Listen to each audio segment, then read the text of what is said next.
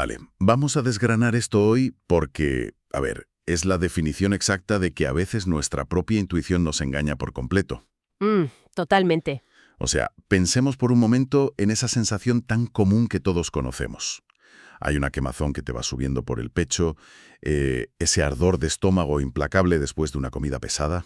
Sí, esa sensación de que tienes un incendio ahí dentro. Exacto. Y el pensamiento automático, lo casi instintivo, es hacer una ecuación matemática que parece sencillísima. En plan, ardor igual a exceso de ácido. Claro, es lo que nos han dicho siempre, ¿no? Eso es. Y la reacción inmediata es, bueno, pues buscar la pastilla, el protector gástrico o cualquier cosa para apagar ese incendio cuanto antes. Ya, es que es un dogma, o sea, un dogma social y médico que tenemos súper interiorizado. Existe esta visión del estómago como si fuera, no sé, un caldero burbujeante de ácido que constantemente amenaza con desbordarse hacia arriba a la mínima que comemos un poco de más. Sí, sí, tal cual. Pero a ver, los materiales que tenemos hoy sobre la mesa para este análisis a fondo cambian la perspectiva radicalmente, o sea, es alucinante. La cambian por completo, sí. Tenemos una colección de investigaciones clínicas fascinantes sobre fisiología gástrica, protocolos de salud digestiva y un mapeo increíble del sistema nervioso entérico. Que es un tema apasionante, la verdad. Y lo que sugieren todos estos datos es que, bueno, que llevamos décadas atacando el problema equivocado. O sea, el verdadero culpable de gran parte de los problemas digestivos diarios podría ser exactamente lo contrario. Exacto. No un exceso. Eso es, no un exceso, sino una falta crónica de ácido provocada, en gran medida, por el ritmo de vida frenético que llevamos hoy en día. Es que hablamos de un cambio de paradigma monumental, en la gastroenterología funcional. Porque fíjate, durante años se ha tratado el síntoma asumiendo la causa más, digamos, intuitiva. Claro, ¿te arde? Pues te quitas el ácido. Eso es. Pero la fisiología nos cuenta una historia muchísimo más compleja sobre cómo interactúa nuestro cerebro con nuestro intestino. Así que nuestra misión hoy está clara. Vamos a desmitificar la digestión. O sea, queremos explorar esa conexión tan sorprendente que hay entre el estrés crónico y el estómago. Que es una conexión brutal, ya te lo digo. Y sobre todo, proporcionar un conjunto de herramientas prácticas para que quienes nos escuchan puedan recuperar el control de su sistema digestivo. Porque, a ver, antes de solucionar cualquier problema mecánico, hay que entender qué está fallando realmente ahí dentro, ¿no? Exactamente. Hay que ir al origen. Y aquí es donde entra de lleno este gran mito del reflujo. El famoso debate entre la hipercloridria, que es el exceso de ácido, frente a la hipocloridria, que es la falta del mismo. Y bueno, para que esto tenga sentido de verdad, primero hay que entender qué hace exactamente el ácido estomacal. Porque, a ver, no es simplemente un líquido corrosivo que está ahí flotando para castigarnos cuando nos pasamos el fin de semana. Ya no es un castigo divino. ¿Qué va? Hablamos de una mezcla potentísima. O sea, principalmente es ácido clorhídrico y enzimas como la pepsina. Y su función es doble. A ver, cuéntanos. Por un lado, se encarga de descomponer proteínas complejas y por otro lado, es clave para facilitar la extracción y absorción de minerales vitales. ¿Minerales como cuáles, por ejemplo? Pues mira, cosas como el hierro, el zinc, el calcio o la famosísima vitamina B12. Todo esto requiere un pH extremadamente bajo, en torno a 1,5 y 3, para poder separarse de los alimentos y que el cuerpo lo absorba. Pero espera, un pH de 1,5. A ver, eso es prácticamente ácido de batería. Literalmente. O sea, es un ambiente hostil a más no poder. Y a ver, cuando hay un exceso real de este ácido, lo que clínicamente se llama hipercloridria, pues efectivamente hay un problema grave. Claro, lo que te acaba provocando úlceras y demás, ¿no? Exacto, suele derivar en úlceras.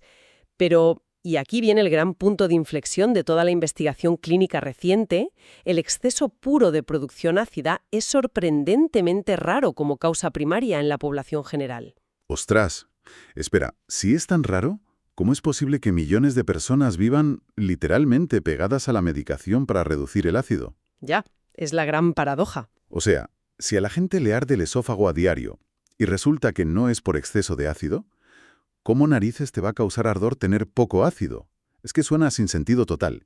Entiendo perfectamente que suene contradictorio, pero fíjate en cómo funciona el mecanismo mecánico del vaciado gástrico. Al haber poco ácido en el estómago, el proceso de digestión no solo se debilita, sino que Se ralentiza, claro. se frena en seco. drásticamente. O sea, el estómago necesita alcanzar ese nivel de acidez específico, ese pH tan bajo del que hablábamos, no solo para activar las enzimas y procesar la comida. Ah, ¿no? ¿Para qué más? Pues también para mandar una señal. En plan, oye, el trabajo aquí ya ha terminado, vamos a abrir la puerta de salida hacia el intestino. Vale. Entonces, si ese ácido no llega a los niveles óptimos, los alimentos se quedan en el estómago muchísimo más tiempo del necesario, o sea, no se digieren bien. Madre mía. Y claro, imagínate, a temperatura corporal, 37 grados, en un ambiente oscuro y húmedo, pues esa comida que se queda ahí retenida empieza a fermentar por la acción de las bacterias. Vale, creo que lo voy viendo. A ver, es como un atasco de tráfico monumental en una autopista. O sea, si los coches, que en este caso serían la comida, no avanzan a un ritmo normal porque falta la señal de luz verde del peaje. Que la luz verde sería el nivel correcto de ácido, exacto. Eso es. Pues si no hay luz verde, todo se empieza a acumular. Los motores se calientan, que sería la fermentación, la gente se impacienta un montón y la tensión empieza a subir de forma brutal. Me encanta esa analogía. Y fíjate, para llevarla un paso más allá, imagínate que al estar parados, esos coches empiezan a emitir unos gases de escape enormes que van llenando un túnel cerrado. Ostras, qué agobio. Pues eso es lo que pasa. Esa fermentación genera muchísimo gas y crea una presión intragástrica, o sea, dentro del estómago, que es brutal. El estómago se infla literalmente como un globo que está a punto de estallar. Ya me imagino por dónde va esto. Y claro, en la parte superior de ese globo tenemos una válvula muscular, el esfínter esofágico inferior, que su trabajo es mantenerse cerrada a cal y canto a menos que estemos tragando algo. Pero con tanta presión... Exacto. Con una presión inmensa empujando constantemente hacia arriba por los gases, pues esta válvula acaba cediendo, se abre a la fuerza. Madre mía. Y al abrirse de golpe, me imagino que ese cóctel de comida fermentada, junto con la ínfima cantidad de ácido que sí haya en el estómago, sale disparado hacia arriba, hacia el esófago. Tal cual. Y el problema es que el esófago no tiene esa capa de mucosa súper resistente que sí recubre el estómago. Así que el más mínimo roce con cualquier fluido que sea un poco ácido le va a quemar como si fuera fuego puro. Claro. Y entonces el cerebro recibe esa señal de dolor abrasador, de alerta máxima. Y saca una conclusión que es errónea, pero súper comprensible, que es decir, madre mía, aquí hay muchísimo ácido, tenemos que apagar esto. ¡Qué locura! De verdad, o sea, el ácido ha llegado al lugar equivocado precisamente porque había tan poco en su sitio original, en el estómago, que el proceso entero colapsó. Así es un colapso del sistema. De hecho, los perfiles clínicos de quienes sufren hipocloridria muestran síntomas que son súper reveladores cuando los analizas bien. Por ejemplo, Pues mira, la gente reporta una pesadez enorme y una hinchazón abdominal severa, casi inmediatamente después de comer. lo típico de tener que desabrocharse el botón del pantalón, vaya. Sí, esa sensación. También hay eructos constantes, que no son otra cosa que el gas de esa fermentación intentando escapar como sea. E incluso se ve la presencia de alimentos irreconocibles, o sea, sin digerir, en las heces. Claro, si no hay ácido, salen tal cual entraron. Exacto. Y a largo plazo es peor, porque se empiezan a ver anemias que parecen inexplicables, ya que sin ácido no se puede extraer el hierro de la comida. O la falta de energía, ¿no? La fatiga crónica, exacto. Suele ser por la falta de absorción de la vitamina B12, que necesita imperiosamente lo que llamamos en medicina factor intrínseco. Y esto depende directamente de que haya una buena secreción ácida. Es que esto da un vuelco total a cómo entendemos la digestión. O sea, si la falta de ácido es el verdadero problema en la inmensa mayoría de los casos de pesadez y de reflujo, la siguiente gran pregunta es el ¿por qué? Esa es la clave, sí. Porque, a ver, si nuestro cuerpo es una máquina evolutivamente diseñada para digerir la comida perfectamente y extraer energía, ¿qué demonios hace que esa fábrica de ácido tan súper eficiente baje la persiana de repente y deje de funcionar? Pues mira, la respuesta que arrojan todas estas investigaciones es alucinante, porque el problema no empieza en el estómago, sino que empieza en el cerebro. En el cerebro, fíjate. Sí. Lo fascinante de todo este campo es cómo la neurogastroenterología ha validado por fin el concepto del sistema nervioso entérico. El famoso segundo cerebro, ¿no? Ese mismo. Tenemos una red neuronal inmensa que recubre todo nuestro tracto gastrointestinal. Es a todos los efectos un segundo cerebro. y existe una autopista de comunicación bidireccional y constante entre nuestra mente y nuestro intestino. Vale. ¿Y qué es lo que viaja por esa autopista para que se líe tanto? Pues que el principal inhibidor, o sea, el gran bloqueador de esta actividad digestiva, es el estrés crónico continuo. Ya estamos con el estrés, el clásico mecanismo de lucha-huida, pero, digamos, llevado a la oficina del siglo XXI. Exactamente. Cuando hay tensión, hay ansiedad o un estrés prolongado, el cuerpo activa automáticamente el sistema nervioso simpático. Vale. Y desde un punto de vista puramente evolutivo, piénsalo, si nos persigue un depredador por la selva, el organismo entra en modo de supervivencia total, redirige toda la sangre, la energía, el oxígeno, todo va hacia los músculos de las piernas, al corazón y a los pulmones, porque necesitas correr o pelear. Claro, el último que te importa en ese momento es hacer la digestión. Es que pararse a digerir unas bayas o un trozo de carne es un lujo biológico inasumible en medio de una crisis vital, así que el sistema digestivo, literal, se apaga por completo. Corta el suministro y a correr. Eso es. El problema actual es que nuestra amígdala cerebral, la parte que gestiona las alarmas, no sabe distinguir entre un tigre de dientes de sable que te va a comer y, no sé, un correo electrónico súper urgente de tu jefe a las 11 de la noche. Madre mía. Espera, a ver si lo entiendo. ¿Me estás diciendo que si alguien, por ejemplo, se come un sándwich rapidísimo en la mesa de la oficina, tecleando a toda velocidad y súper angustiado por una fecha límite de entrega, ¿Sí? su cuerpo asume que está en peligro de muerte inminente y corta de forma literal el suministro de ácido estomacal? Literal y bioquímicamente, sí. Y fíjate, el encargado de ejecutar esa orden de apagón es el nervio vago. El nervio vago, vale. Es el cableado principal del sistema nervioso parasimpático, que es justo la otra cara de la moneda, el estado de descanso y digestión. Cuando hay relajación de verdad, este nervio actúa como un director de orquesta maravilloso. ¿Y cómo dirige a la orquesta? Pues manda señales al estómago a través de 3 vías muy concretas para fabricar el ácido. La primera es la vía colinérgica, liberando acetilcolina. Un momento, acetilcolina. O sea, eso es un neurotransmisor, ¿verdad? Me suena un montón que es el mismo que usan los músculos del cuerpo para contraerse. Exacto, es ese mismo. Pues el nervio vago lo libera directamente sobre unas células especializadas del estómago que se llaman las células parietales y les da la orden de, venga, poneos a bombear protones. Vale, esa es la primera vía. Luego está la segunda, que es la vía paracrina. Aquí el nervio vago estimula la liberación de histamina en la propia pared gástrica. Espera, histamina, como la sustancia esta que nos causa las alergias en primavera y nos hace estornudar. Es la misma molécula, fíjate, pero hace un trabajo completamente diferente según donde esté. En el estómago, la histamina se une a unos receptores que llamamos H2 y resulta ser el interruptor más potente que tenemos para inducir una secreción masiva de ácido. Qué curioso, de verdad. ¿Y la tercera vía?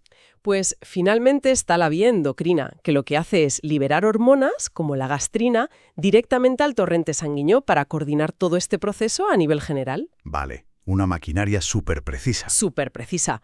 Pero, y aquí viene el drama, cuando el estrés crónico entra en escena, este sistema parasimpático entero se bloquea de golpe. O sea, el nervio vago deja de emitir acetilcolina. Tampoco se libera histamina. Y no hay gastrina. ¡Ostras!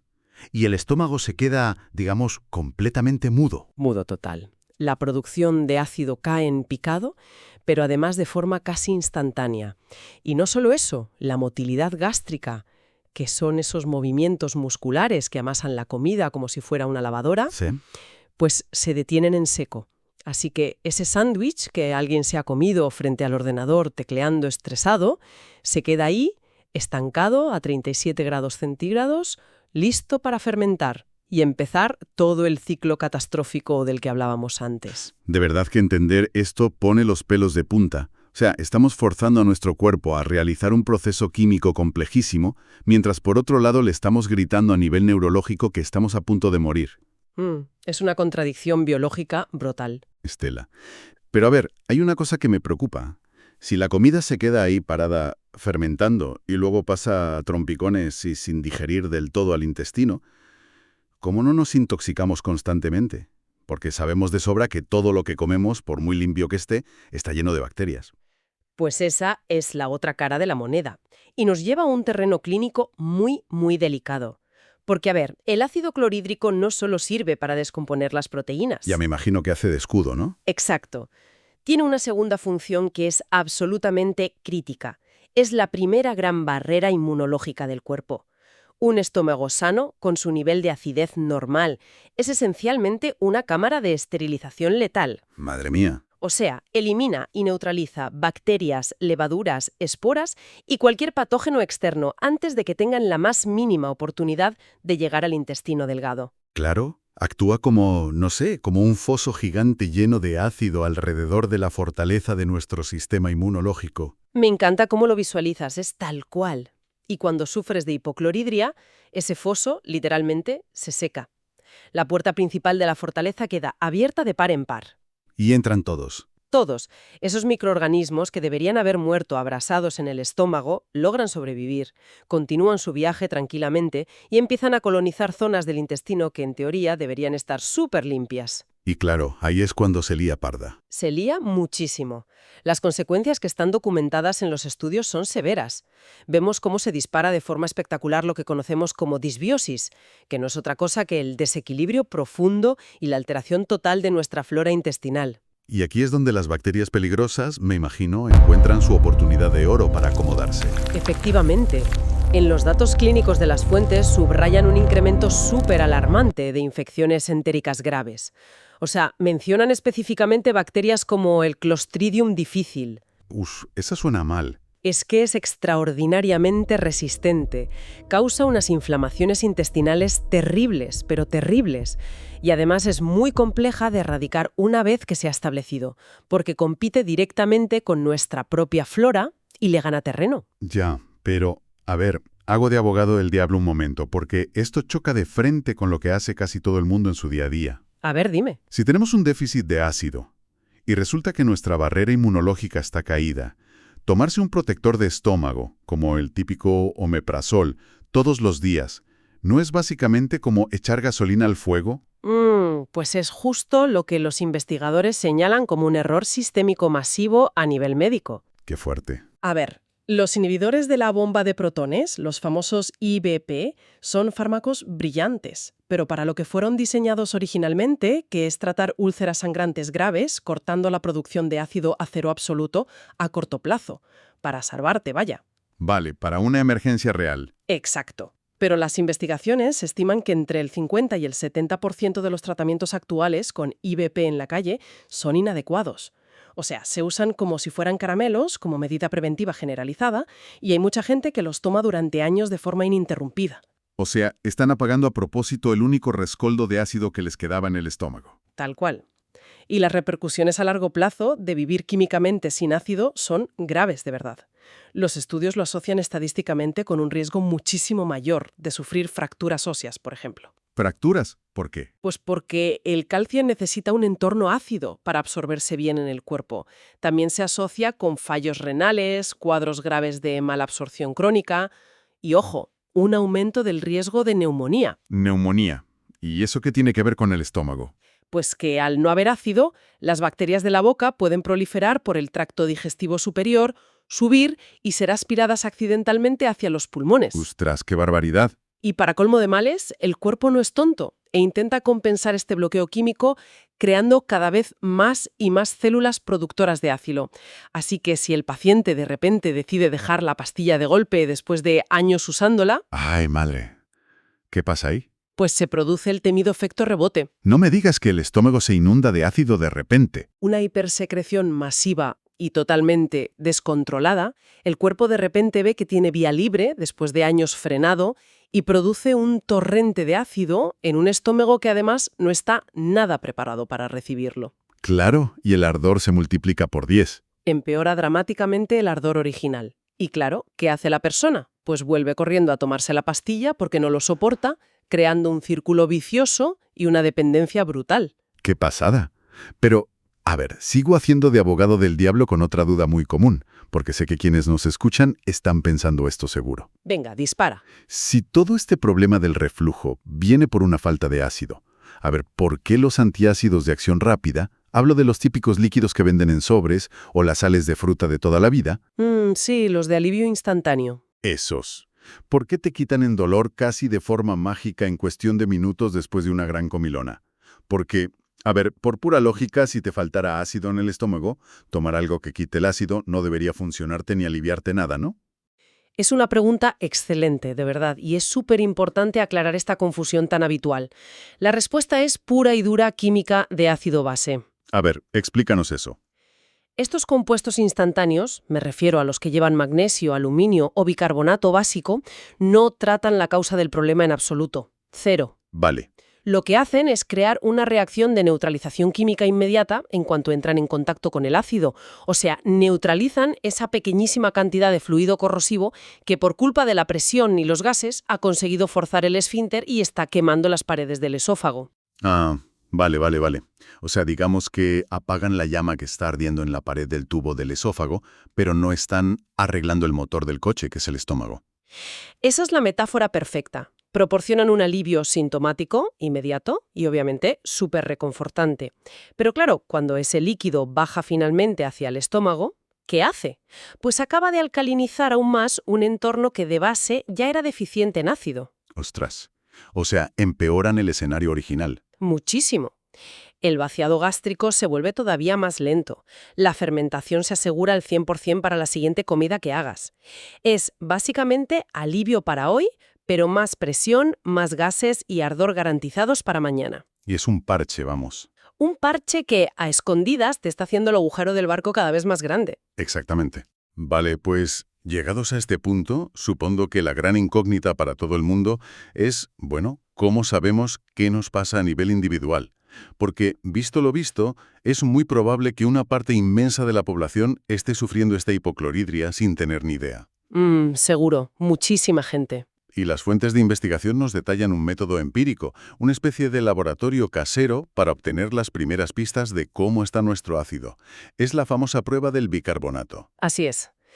Y, a ver, vaya por delante y, por supuesto, que para tener un diagnóstico en firme y médico existen pruebas clínicas. Sí, claro, endoscopias y cosas así, ¿no? Exacto, la endoscopia o la medición ambulatoria del pH con una sonda durante 24 horas. Pero los textos clínicos recomiendan encarecidamente esta prueba casera del bicarbonato como una herramienta orientativa inicial, y es brillante por lo simple que es. Cuéntanos cómo se hace, que seguro que más de uno va mañana mismo a la cocina a probar. Pues mira, el protocolo tiene 3 pasos muy marcados. El paso 1 es disolver 1/4 de cucharadita de bicarbonato de sodio puro en un vaso pequeño, unos 150 mililitros de agua del tiempo. Bicarbonato normal y corriente. El de toda la vida. El paso 2 es beberse esa mezcla completamente en ayunas. Y esto es importante, en ayunas absolutas, a primera hora de la mañana, antes incluso de lavarse los dientes o de beber cualquier otra cosa. O sea, te levantas de la cama y directo al vasito con bicarbonato. Eso es. Y el paso 3 es iniciar un cronómetro en el mismo momento de tragar y simplemente observar cuánto tiempo tarda en producirse un eructo sonoro y claro. Qué curioso. A ver, esto es básicamente el clásico experimento del volcán de la Feria de Ciencias del colegio, pero ocurriendo dentro de nuestro propio tracto digestivo. Porque el bicarbonato es una sustancia muy alcalina, es una base. Exactamente, es pura química de colegio. La química detrás de esto es impecable. Cuando el bicarbonato de sodio baja y se encuentra con el ácido clorhídrico en el estómago, se produce una reacción química agresiva. Reaccionan. Sí, y el resultado de mezclar este ácido y esta base es sal, agua y, lo más importante para la prueba, dióxido de carbono, es decir, gas. Y como ese gas se expande súper rápido en un espacio cerrado, claro, la presión obliga al esfínter a abrirse brevemente para liberarlo hacia arriba en forma de eructo. Exacto. Y el indicador clave aquí, la información valiosa, te la da el reloj. El tiempo lo es todo. A ver, danos los tiempos de referencia. Pues mira, si ocurre un eructo evidente y notable entre el primero y el tercer minuto después de beberte la solución, eso indica que hay una cantidad de ácido clorhídrico razonable y lista para interactuar. ¿Estás bien? Vale, entre 1 y 3 minutos, aprobado. ¿Y si tarda más? Si el eructo llega a los 5 minutos, o peor aún, si directamente el agua pasa de largo sin pena ni gloria y no hay absolutamente ninguna reacción, ni un eructito pequeño. Es que en esa piscina no había ácido esperando al bicarbonato, claro. Exacto. Es un indicio orientativo fortísimo de que tu nivel de acidez basal está a bajo mínimos. Y a ver, hay que reiterar siempre que esto no sustituye un consejo médico profesional, pero oye, es una forma magnífica de empezar a observar el comportamiento de tu propio cuerpo. Desde luego. En vez de simplemente medicar el síntoma a ciegas con la primera pastilla que pillas, que es lo que hacemos siempre. Exacto. Vale, pues pongámonos en situación clínica. Supongamos que alguien que nos escucha hace la prueba mañana por la mañana. Y oye, no hay reacción alguna. Nada. Analiza su día a día y se da cuenta de que el estrés de su trabajo o sus problemas personales le tienen la digestión completamente bloqueada, en simpático total. Sí, el caso clásico. Hay hinchazón, hay pesadez, hay ardor nocturno. Bueno, ahora que entendemos la mecánica interna del problema, hay que buscar la salida, ¿no? ¿Cómo restauramos ese fuego digestivo?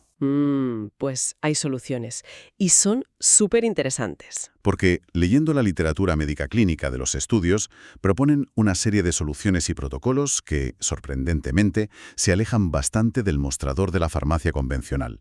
Y el primer frente de batalla, por pura lógica, no podía ser otro que domar al dichoso nervio vago. Es que es el paso cero, o sea, innegociable. Si el estrés es lo que apaga el sistema parasimpático, pues hay que encenderlo de forma consciente antes del primer bocado. Vale, ¿y cómo hacemos eso si estamos estresados? Pues mencionábamos antes que comer angustiado corta el ácido, ¿no? Para revertirlo, las investigaciones apuntan a algo tan mecánico y tonto como hacer 5 o 6 respiraciones abdominales, profundas y lentas, justo en la mesa antes de empezar a comer. ¿En serio? O sea, ¿solo respirar? Suena casi demasiado simple, no sé, para ser considerado un tratamiento médico efectivo. Ya, a mí también me lo parecía, pero la neurobiología detrás es contundente. Resulta que la respiración diafragmática profunda estimula físicamente las fibras aferentes del nervio vago que están en la base de los pulmones. Ah, o sea, hay un efecto físico real, mecánico. Totalmente. Al expandir el diafragma masajeas esas terminaciones y esto envía una señal directa al tronco encefálico informando de que, oye, tranquilo, no hay ningún depredador a la vista, estamos a salvo. ¡Qué maravilla! Y entonces el cortisol baja y el cerebro da permiso a las terminaciones nerviosas del estómago para empezar a segregar acetilcolina y fabricar ácido por fin. Además, como el sistema viene de estar muy debilitado, hay que facilitarle un poco el trabajo mecánico. Claro, masticando bien, supongo. Fundamental. El estómago tarda aproximadamente unos 20 minutos en procesar la señal de saciedad, así que hay que masticar hasta que la comida sea prácticamente un líquido. Y realizar comidas menos voluminosas, o sea, comer menos cantidad de una sentada, evita colapsar la poca capacidad secretora que nos queda. Vale. Entiendo perfectamente que podemos, digamos, hackear el sistema nervioso antes de comer usando la respiración. Pero hay una cosa que me ronda la cabeza desde antes. Dime, a ver. Muchas personas aseguran que su peor momento de ardor y pesadez, cuando peor lo pasan, ocurre por la noche, al meterse en la cama. Y claro, cuando estamos dormidos profundamente, no hay respiración consciente ni relajación activa que valga para controlar el nervio vago. Claro, estás inconsciente. Exacto. Ahí la mecánica del cuerpo y la propia gravedad de la Tierra tienen que jugar un papel gigantesco, ¿no? Un papel absoluto, de hecho. La anatomía humana es asimétrica por dentro y tiene sus propias reglas físicas. La recomendación clínica primordial para evitar el reflujo nocturno es dormir siempre, y los textos subrayan el siempre, sobre el lado izquierdo del cuerpo. Qué fuerte. O sea, nunca me había parado a pensar que el lado de la cama hacia el que te giras importara para la digestión, que cambia dentro de nosotros. Pues cambia la topografía completa del estómago respecto al esófago. Fíjate, el estómago humano tiene forma como de gaita y se curva de forma natural hacia el lado izquierdo de nuestro abdomen. Vale, me lo imagino. Pues si dormimos sobre el lado derecho, esa gaita, por la postura, queda boca abajo y el esfínter esofágico inferior, la válvula, queda físicamente sumergida en la piscina de jugos gástricos. Ostras. Queda literalmente como un grifo abierto que permite que todo fluya por gravedad hacia el esófago. Claro, porque el agujero se queda abajo. ¡Qué locura! Eso es. Sin embargo, al girarte y dormir sobre el lado izquierdo, el estómago actúa como una bolsa natural colgada hacia abajo. La gravedad mantiene todos los fluidos acumulados en esa curva inferior, muy muy por debajo de la válvula del esófago. Qué maravilla de la ingeniería es el cuerpo humano. O sea, simplemente usando la gravedad a tu favor evitas que el ácido suba. Así de simple. Y a esto se le suma otro truco mecánico, que es elevar físicamente la cabecera de la cama. Recomiendan colocar unos tacos de madera de unos 15 centímetros bajo las patas de la cabecera. ¿Por qué tacos en las patas y no usar un par de almohadas extra y ya está? Porque usar solo varias almohadas lo que hace es doblarte el cuello y el torso, y eso en realidad aumenta la compresión y la presión abdominal, empujando el estómago. Ajá, claro. ¿Lo aprietas como un acordeón? Exacto. Hay que levantar toda la cama en plano inclinado. Y, por supuesto, la regla de oro, evitar cenar en las 3 horas previas a acostarse. Sí, eso es de manual. Y bueno, supongo que también desterrar esos viejos mitos de abuelos, como la famosa copita de licor para hacer la digestión después de comer, imagino. Uf, sí. El alcohol es quizá uno de los peores enemigos del reflujo que existen. No es un digestivo bajo ningún concepto médico. Ya me parecía a mí. Primero porque irrita violentamente la mucosa que ya de por sí está dañada. Y más importante aún porque el alcohol es un miorrelajante. Relaja de forma directa el tejido muscular del esfínter esofágico. O sea, deja la válvula fofa. La deja totalmente flácida y abre la puerta de par en par al reflujo nocturno. Es lo peor que puedes hacer. Tela. Entonces, a ver, si quitamos irritantes como el alcohol, controlamos el estrés respirando y ajustamos la postura al dormir, ¿cómo le damos un empujón químico real a ese estómago que está vago y no arranca a fabricar ácido? Porque los estudios mencionan ayudas concretas, que parecen casi irónicas. Por ejemplo, me ha sorprendido muchísimo el uso del vinagre de sidra de manzana. Ah, sí. Fíjate que este es uno de los descubrimientos mecánicos más elegantes de los últimos años. Consiste en disolver 1 o 2 cucharaditas de vinagre de sidra de manzana crudo en un poco de agua y beberlo unos 15 minutos antes de comer. ¿Y eso en qué ayuda? Ayuda enormemente porque al introducir ácido acético externo, que es el vinagre, bajamos artificialmente el pH del estómago desde el primer minuto antes de que caiga la comida. Y aquí está el gran truco fisiológico. El esfínter esofágico tiene quimiorreceptores. Sensores químicos, ¿vale? Exacto. Cuando la válvula detecta que el entorno que tiene justo debajo en el estómago es de repente altamente ácido y hostil, reacciona contrayéndose de forma refleja y cerrándose herméticamente para proteger el esófago. ¡Qué fuerte! Resulta que la solución para el reflujo no es quitar el poco ácido que nos queda con una pastilla, sino añadir artificialmente más acidez estratégica para forzar a la válvula a cerrarse de golpe y hacer su trabajo. Es increíble, de verdad. Es pura biomecánica, es alucinante. Y ya hay más aliados así de curiosos. Sí, otro aliado formidable que destacan muchísimo las fuentes es el jengibre fresco. El jengibre contiene unos compuestos que se llaman gingeroles y resulta que interactúan directamente con los receptores de serotonina que tenemos en el tracto gastrointestinal. Vale, ¿y qué consiguen interactuando ahí? Pues esto lo convierte en un procinético natural potentísimo. A ver, un procinético, por el nombre, es decir, que promueve el movimiento, ¿no? Exacto, que pone las cosas en marcha. Acelera las contracciones musculares del estómago, forzando un vaciado gástrico muchísimo más rápido hacia el intestino. Ah, amigo, si la comida pasa rápido hacia abajo, no tiene tiempo físico de quedarse estancada, fermentando y generando los gases que empujan la válvula. Ahí le has dado.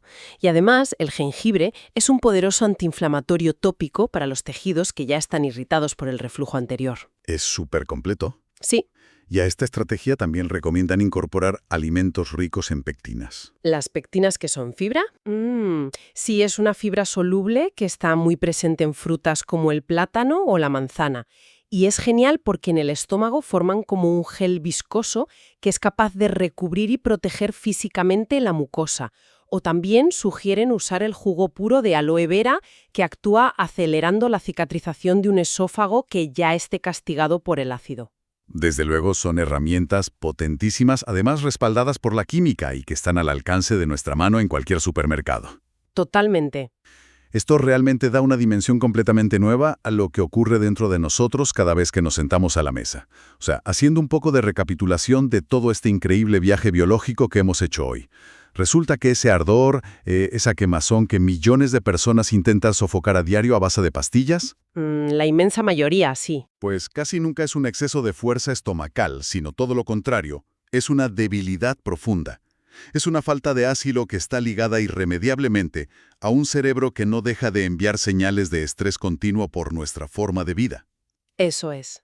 Ese estrés bloquea el nervio vago, paraliza la digestión por completo y genera un efecto dominó terrible de fermentación, gases, aperturas forzadas de válvulas, y si no lo corregimos a tiempo, termina en una colonización intestinal desastrosa, la disbiosis esa que decías. Y fíjate que el abordaje tradicional médico ha sido, lamentablemente, apagar la luz roja de alarma del salpicadero, en lugar de abrir el capó y mirar qué le pasa al motor. Tal cual. Tratar la digestión de verdad exige mirar el contexto completo de la persona, modular la respiración antes de comer, usar la gravedad a favor al dormir y apoyar la química gástrica con cosas sencillas como procinéticos y ácidos naturales. Es un mapa fascinante de nuestro ecosistema interior, de verdad. Y bueno, ya para ir cerrando, revisando todos estos datos médicos, hay un pensamiento que, no sé, resulta difícil de ignorar. A ver, dime. Si nuestro sistema digestivo está tan indisolublemente unido a nuestro estado emocional, y si el estómago reacciona con tanta y tanta sensibilidad a cada fecha límite del trabajo, a cada factura impagada y a cada pequeña angustia diaria que tenemos, Sí, porque reacciona a todo eso. pues esto plantea una reflexión mayor. O sea, ¿es posible que el aumento epidémico que vemos de enfermedades gastrointestinales en las últimas décadas no sea un problema derivado exclusivamente de la comida superprocesada o de una mala genética? Claro. ¿No será más bien el espejo puramente físico de una sociedad entera que ha olvidado por completo cómo vivir y sobre todo cómo sentarse a comer en un estado de paz y tranquilidad? Lógicamente imposible. Y el estómago simplemente nos está pasando, en forma de ardor, la factura de esta forma de vida. Pues sí. Así que para los que nos escuchan, la próxima vez que haya un fuego subiendo por el pecho, quizá la mejor respuesta no sea buscar el antiácido de turno en el cajón más cercano. Quizá lo que hay que hacer sea detenerse un segundo, tomar una buena respiración profunda y preguntarnos de qué estamos huyendo exactamente. Totalmente. Gracias por acompañarnos en este análisis a fondo. Ya sabéis, seguid cuestionando lo que parece obvio, cuidad mucho de ese segundo cerebro y hasta la próxima.